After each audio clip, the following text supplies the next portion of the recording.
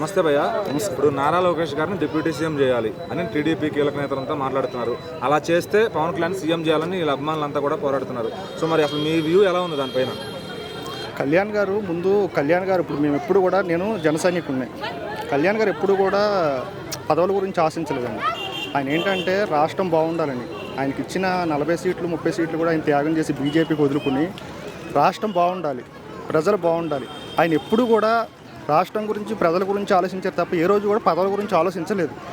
Prajarajyam party పెట్టినప్పుడు కూడా ఆయన యువరాజ్యం అధ్యక్షుడిగా ఉన్నప్పుడు కూడా ఆయన ఏ సీటుకి లేకపోతే ఏ పదవికి పోటీ చేయలేదు.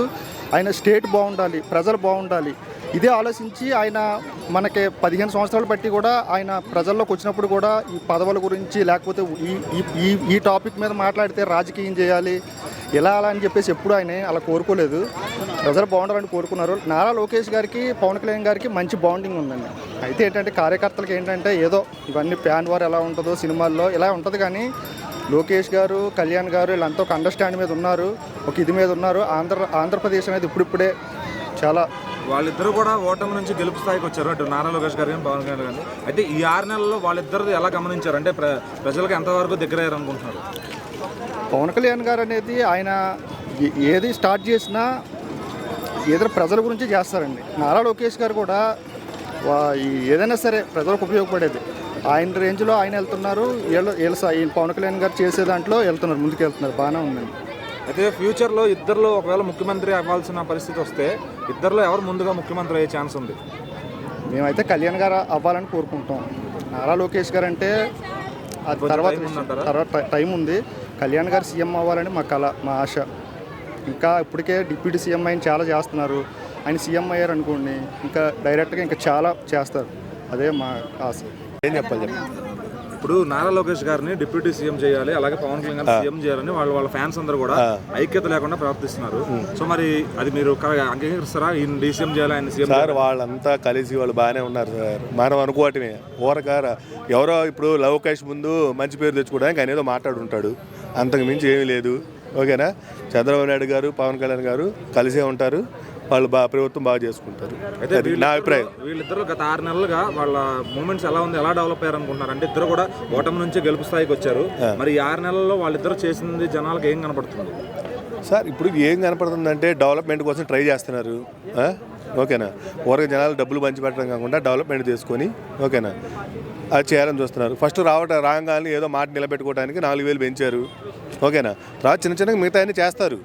అంతేగాని మనకు ఒక్కసారిగా రావాలంటే అది అయ్యే పని కాదు. మన సంక్రాంతికి వెళ్ళేసరికి పవన్ కళ్యాణ్ గారు కూడా అన్ని రోడ్లు వేసేసి పెట్టారు అన్ని గ్రామాల్లో కూడా. సార్ అది చేస్తారు సార్, అన్ని నిదానంగా ఒకదాని తర్వాత ఒకటి చేస్తారు. ఓకేనా? పవన్ కళ్యాణ్ గారు చేశారంటే చేస్తారు, ఆయన ఒక్కడి వల్లే కాదు కదా. ఓకేనా?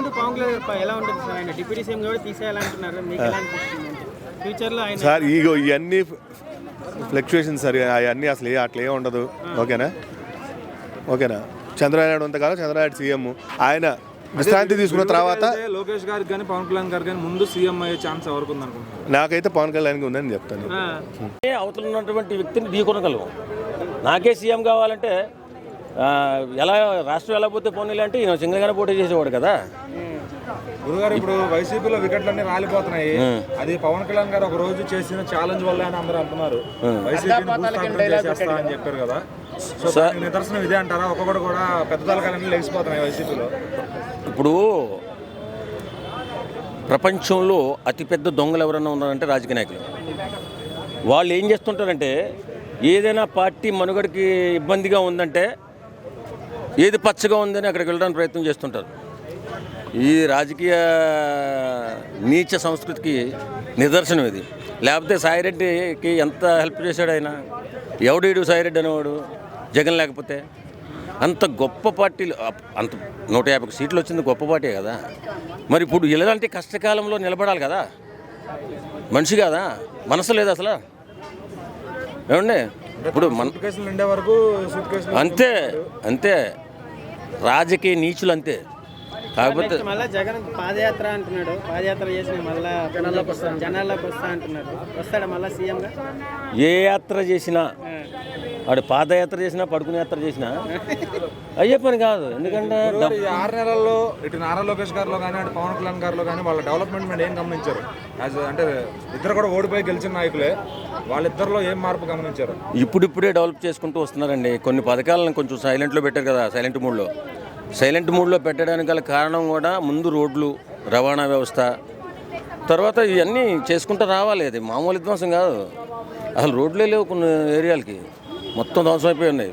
ఇవన్నీ క్లియర్ చేసుకుని వస్తారు, చేస్తారు, గట్టి మంచిగానే చేస్తారు. ఒక 3-4 ఏళ్లలో ఆంధ్రప్రదేశ్ ఐటీ హబ్గా మారే అవకాశం ఉందంటారా? రీసెంట్గా కాగ్నిజెంట్ లాంటి పెద్ద కంపెనీలతో ఒప్పందాలు కుదుర్చుకుని వచ్చారు దావోస్కి వెళ్ళి.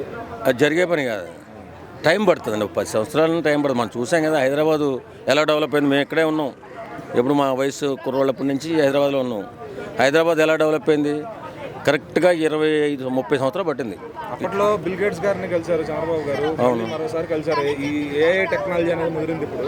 సో దాన్ని దిశగా మాట్లాడుతూ వెళ్ళి మాట్లాడారు అనమాట. సో మరి ఆంధ్రప్రదేశ్కి మళ్ళీ హైదరాబాద్ రేంజ్లో ఐటీ డెవలప్మెంట్ కళ అనేది జరుగుద్ది అంటారా? హైదరాబాద్ రేంజ్ అంటే హైదరాబాద్ ఇంటర్నేషనల్ రేంజ్ అయిందండి. ఇప్పుడు దీన్ని ఢీ కొట్టాలంటే చంద్రబాబు గారు కదా ఒక 50 సంవత్సరాలు 70 సంవత్సరాలు పడుతుంది. 50 సంవత్సరాలు మినిమం పడుతుంది హైదరాబాద్. అప్పటికి హైదరాబాద్ ఎక్కడ ఉంటుంది? 50 సంవత్సరాల ముందు ఉంటుంది అక్కడ. ఇప్పుడు కళలు కనకూడదు. ఇప్పుడు అయిపోతే మెల్లిగా అవుతుంది. ఇలాంటి మేధావులు మన చంద్రబాబు నాయుడు లాంటి మేధావులు ఉన్నప్పుడు వాళ్ళు ముందు చూపుగా ప్రయత్నం చేస్తారు కాబట్టి బ్రహ్మాండ డెవలప్ అవుతుంది. ఇది చంద్రబాబు నాయుడు గారు చేశారు, రాజశేఖర రెడ్డి గారు చేశారు. హైదరాబాద్ మేము చూస్తుండగానే వాళ్ళు బాగా పనిచేశారు కాబట్టి ఇంత డెవలప్ అయింది.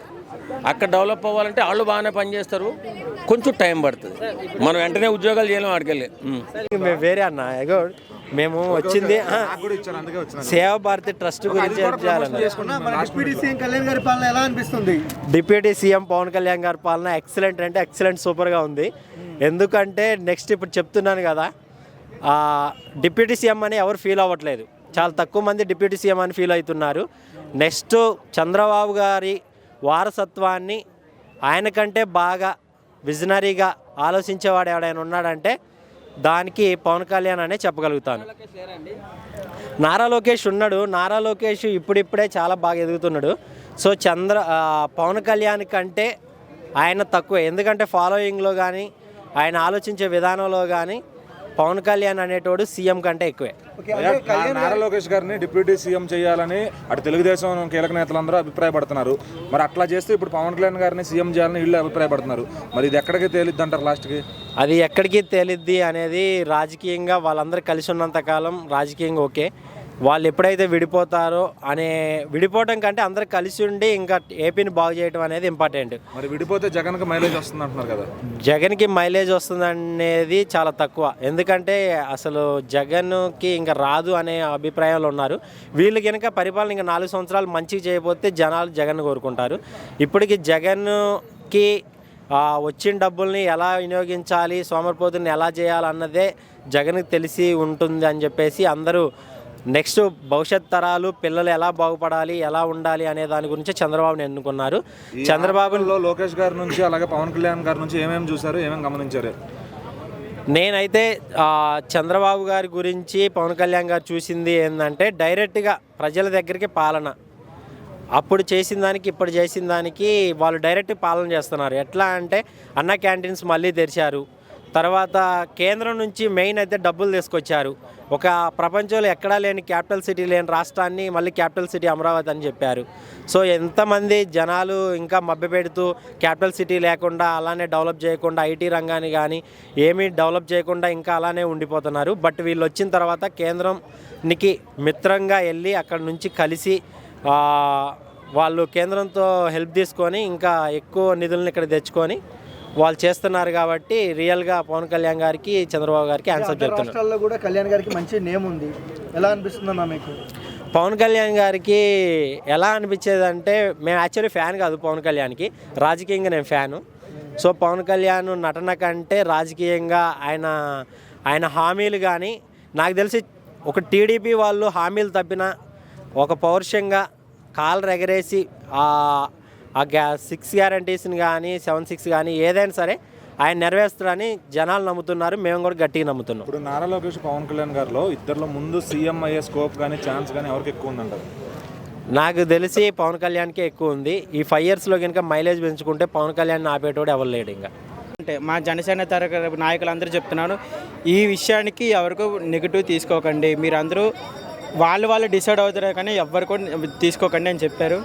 సో దానివల్ల మేమందరం కూడా ఆంధ్ర రాష్ట్ర ప్రజలే కాదు దేశం మొత్తం నరేంద్ర మోడీ కూడా పవన్ కళ్యాణ్కి అభిమానించే వ్యక్తిగా ఉన్నారు. సో దస్వే నాయకులంతా ఫ్రెండ్షిప్తో ఉన్నారు, నీట్గా వాళ్ళంతా బాగానే ఉన్నారు. మరి అభిమానులు ఎందుకు మాకు ఈయన సీఎం చేయండి, ఈయన డిప్యూటీ సీఎం చేయండి అని కొట్టుకుంటున్నారు కదా, మరి ఆ అభిమానులకు ఐక్యత లేదంటారా? ఐక్యత లేదు కాదన్న. ఇప్పుడు కొంతమందికి ఒక ఫర్ ఎగ్జాంపుల్ నేను పొలిటికల్ లీడర్నా, నాకంటూ ఫ్యాన్ బేస్ ఉంటుంది కొన్ని లీడర్గా. వాళ్ళు ఏంటంటే నేను ఒక పొజిషన్లో ఉండాలి వాళ్ళు అనుకుంటారు. నా పొజిషన్ అంటే నా పొజిషన్ నాది చూసుకునే తప్ప వేరే మనం ఎక్కువగా ఆలోచించకూడదు. సో యాజ్ ఎ అభిమానిగా వాళ్ళ పొజిషన్లో చూసుకునే తప్పేం లేదన్న. ఒకప్పుడు పవన్ కళ్యాణ్ గారు ఛాలెంజ్ చేశారు, ఏమనంటే వైసీపీ పార్టీని భూస్థాపితం చేస్తా అతపదంతో. అయితే ఒక్కొక్కరు పెద్ద తలకాయలన్నీ కూడా ఎగిరిపోతున్నాయి. అప్పుడు కేసీఆర్ కానీ ఇప్పుడు ఎంపీ విజయసాయి రెడ్డి గారు రాజీనామా కూడా చేస్తున్నారు. వైసీపీకి అప్పుడు అంత ఎదిగదీశారు కదా, వై నాట్ 175 అని. అంత దమ్ము ధైర్యం ఉంటే నువ్వు అంత ఎందుకన్నా? Simple logic. వైసీపీ 11 మంది ఎమ్మెల్యేలుగా నిలిచింటారు కదా, దయచేసి దమ్ము ధైర్యం ఉంటే మీరు రండి, అసెంబ్లీకి రండి, చర్చ చేయండి. మీకు ప్రత్యేక హోదా అడుగుతున్నారు, మీ ముందు అసెంబ్లీకి రండి, తర్వాత మాట్లాడండి. ఈ 6 నెలల్లో నారా లోకేష్ గారు అలాగే పవన్ కళ్యాణ్ గారు ఇద్దరులో ఏం గమనించారు, వాళ్ళు ఎట్లా డెవలప్ అయ్యారు అనుకుంటున్నారు అన్న? ఇప్పుడు మన నారా లోకేష్ గారు అయితే ప్రత్యేకించి ఆంధ్రప్రదేశ్ ముఖ్యమైన శాఖలు, ఒకటి విద్యాశాఖ, నెగటివ్ ఐటీ శాఖ. మన విద్యాశాఖతో పాటు ఐటీ శాఖను తీసుకున్నంటే ఖచ్చితంగా 100% న్యాయం చేకూరిస్తారు, అది మాకు నమ్మకం ఉంది. అండ్ పవన్ కళ్యాణ్ గారి విషయానికి వస్తే ఎన్నో దశాబ్దాల కాలంగా వేచి ఉన్న ప్రాజెక్టులు, రోడ్లు కానీ anything what ever it is అన్నీ ఒక్కొక్కటి స్టెప్ బై స్టెప్ ఎదుగుతూనే ఉన్నాయి. Me always support. అయితే వీళ్ళిద్దరిలో ముందు సీఎం ఎవరవుతారని మీరు అనుకుంటున్నారు? పవన్ కళ్యాణ్ గారు అన్న, నో డౌట్ అట్ ఆల్. ఇప్పుడు చంద్రబాబు నాయుడు గారు దావాస్ వెళ్ళేటప్పుడు 5 రోజులు, 1 కాదు 2 కాదు 5 రోజులు మన సీఎం గారే ఉన్నారు. మేము యాజ్ ఏ పవన్ కళ్యాణ్ ఫ్యాన్గా, జనసేన నాయకుల ఫ్యాన్గా మా సీఎం పవన్ కళ్యాణ్ గర్వంగా చెప్పుకుని ఈ 5 రోజులు మేము గర్వంగా ఉన్నాం. దావాస్కి మీ ఛానల్ ఏది? న్యూస్ 80 తెలుగు. ఫస్ట్ మాట్లాడిపోతారు, లింక్లు ఇస్తాం, మీకు ఏ లింక్ లింక్ ఇస్తాం. నా నంబర్ పెట్టాడు, నెంబర్ కదండి, ఛానల్ వచ్చేస్తాను చూడండి, వచ్చింది. ఓకే చెప్పండి. నమస్తే భయ్య. ఈరోజు నారా లోకేష్ గారిని డిప్యూటీ సీఎం చేయాలి, అలాగే పవన్ కళ్యాణ్ గారిని సీఎం చేయాలని వాళ్ళ అభిమానులు అభిప్రాయపడుతున్నారు. సో మరి ఒక 5 ఏళ్ల తర్వాత ఇద్దరిలో ఎవరికి ఆ స్కోప్ ఉందంటారు? ఇప్పుడు రాజకీయంలో అనుభవజ్ఞులు చంద్రబాబు నాయుడు గారు ఉన్నారు. వాళ్ళు ఉన్నంత వరకు వీళ్ళకి వచ్చే అవకాశం లేదని నా అభిప్రాయము. తర్వాత ఏదైనా చేయాలనుకుంటే వారి అనుభవంతో, ముఖ్యమైన వాళ్ళ సలహాలు సూచనల మేరకు పవన్ కళ్యాణ్ గారిని చేస్తారా, నారా లోకేష్ గారిని చేస్తారా అనేది మనం డిసైడ్ చేయలేము కదా. వారు అనుభవజ్ఞులు రాజకీయంలో, వాళ్ళు ఉన్నంత వరకు ఎవరు కాకపోవచ్చు అని నేను అనుకుంటున్నా. ఇద్దరు కూడా ఓడిపోయి గెలిచిన వాళ్ళే. అయితే ఈ 6 నెలల్లో వాళ్ళ పరిపాలన కానీ, అది వాళ్ళ చేసే విధానం కానీ ఎలా అనిపించింది? ఇక 2 కోణాల్లో చూడవచ్చు. మంచి జరుగుతుంది, చెడు జరుగుతుంది. కాకపోతే ఇప్పుడు మంచి ఎక్కువ జరుగుతుందని అందరు అనుకుంటున్నారు.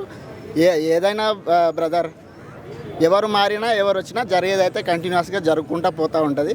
అయ్యే అభివృద్ధి ఎలాగో అవుతుంది. కాకపోతే చంద్రబాబు నాయుడు గారికి ఐటీ పైన అవగాహన ఎక్కువ ఉంది కాబట్టి ఏపీకి న్యాయమే జరుగుతుందని నా ఉద్దేశం. పాలన ఎలా ఉందండి? పర్సనల్గా అయితే నేను ఏది చెప్పదలుచుకోలేదు. వాళ్ళ పని వాళ్ళు చేసుకుంటూ పోతున్నారు అంతే. అయితే ఇప్పుడు ఇటు రేవంత్ రెడ్డి గారు ఇక్కడ ఐటీ మినిస్టర్, అటు చంద్రబాబు గారు అక్కడ ఐటీ మినిస్టర్ లోకేష్ గారు అందరూ కూడా దావోస్ వెళ్ళారు, పెట్టుబడులు బాగా తీసుకొచ్చారు. సో మరి ఇప్పుడు హైదరాబాద్ ఆల్రెడీ డెవలప్ అయింది, ఇక్కడ తీసుకురావడానికి ఏం లేదు. మరి ఏపీ ఇంకొక 2-3 సంవత్సరాల్లో ఐటీ హబ్ గా ఏది కూడా ఎప్పుడే ఒక విషయం గుర్తుపెట్టుకోవాలి, మొత్తానికి డెవలప్ అయిందని దేని కూడా అనడానికి రాదు. డెవలప్మెంట్ అవుతూ ఉంటుంది. పూర్తిగా డెవలప్ అయిందని ఎప్పుడు అంటాం? అన్ని సౌకర్యాలు, సకల సౌకర్యాలు ప్రతి ఒక్క పౌరునికి అందినప్పుడు డెవలప్ అయిందని అంటుంటాం. కాబట్టి డెవలప్ అవుతూనే ఉంటుంది. డెవలప్ అయిపోయింది అనేది మనం మాట్లాడుకోవాలి. హైటెక్ సిటీ ఉంది, గచ్చిబౌలి ఉంది. ఈ రేంజ్ ఆఫ్ లో ఏపీలో కూడా ఏదో ఒక జిల్లాలో అభివృద్ధి చెందుతాయి ఆ కంపెనీలు రావడం వల్ల, కానీ అక్కడ వచ్చే కుర్రోళ్ళకి ఉద్యోగాలు రావడం వల్ల జరగవచ్చు అని అనుకుంటున్నాం. అంతే, జరగవచ్చు 100%. సో ఓవరాల్గా ఫ్యూచర్లో లోకేష్ గారు కానీ పవన్ కళ్యాణ్ గారు ఇద్దరిలో ముందు సీఎం అయ్యే ఛాన్స్ ఎవరికి?